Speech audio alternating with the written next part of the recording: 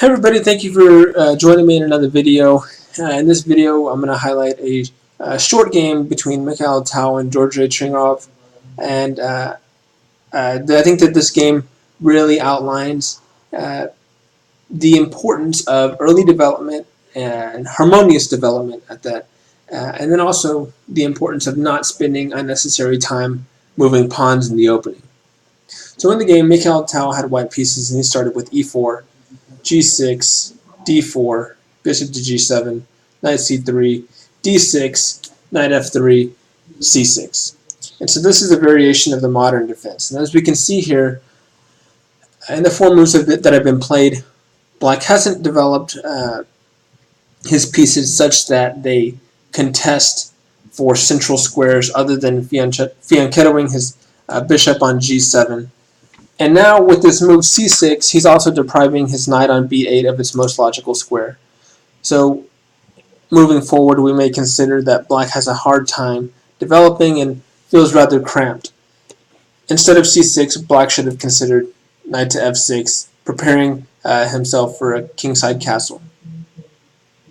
So in the game, after c6, bishop to g5, White could have also considered bishop to c4, but didn't want to subject himself to losing time later on after a b7 to b5 pawn push, because then White would have to move the bishop to safety.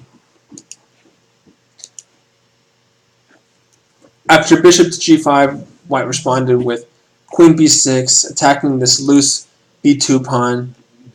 And now, instead of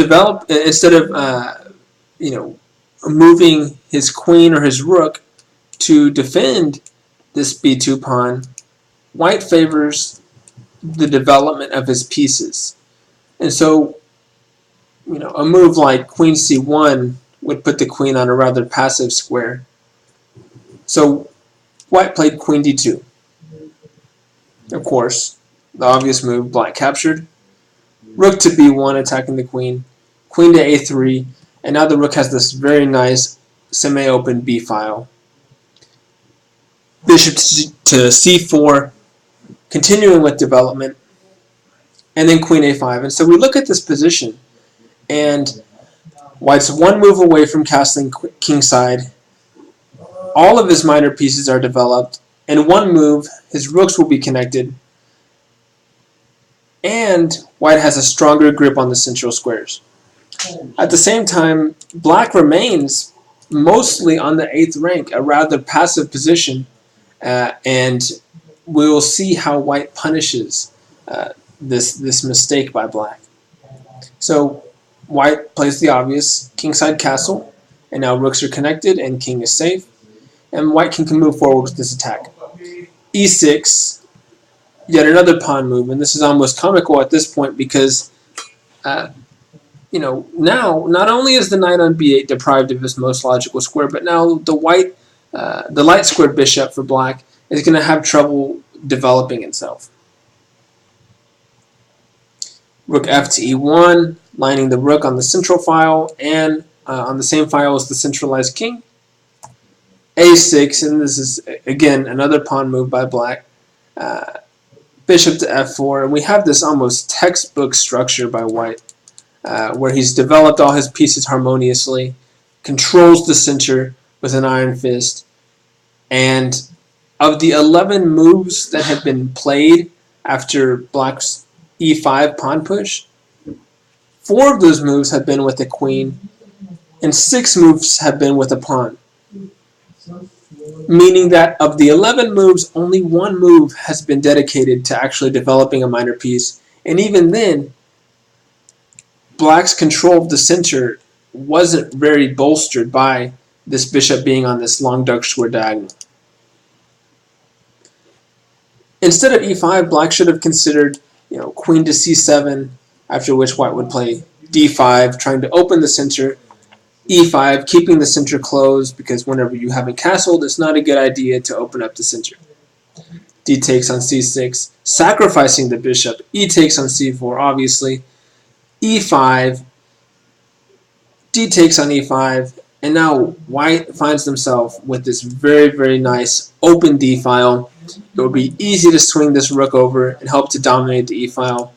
Black's king isn't very safe right now because obviously it's on the center. Still, the game may continue. Bishop takes on f7, excellent move, check. Queen takes on f7, and then knight to e4. And black has this devastating threat because if white's able to play knight to d7 6, a nice fork on the bishop, king, and queen. And not only that, but now black's center has just been absolutely crushed, or what little center black did have. Another way the game could have continued after e5, d takes on e5. Instead of d takes on e5, bishop takes on e5, and this is actually worse for black because now white has the move c takes on b7, attacking the rook, attacking the bishop, threatening the queen, and black needs to do something about this. So bishop takes on b7, rook takes bishop, queen takes rook, and then queen takes on d6. And now this bishop can't do anything about the queen that has now infiltrated black's fortress because it's pinned to the centralized king. And so now black has this huge gaping hole in its defense, and white is just coming in with a crushing attack. So in the game, going back to the game, after black pushed e5, d takes on e5, d takes on e5, queen to d5, and then once again, white's starting his invasion of the center of black's camp. Queen takes on c3, rook e to d1, and the threat here is, of course, mate in 1 if black's not careful.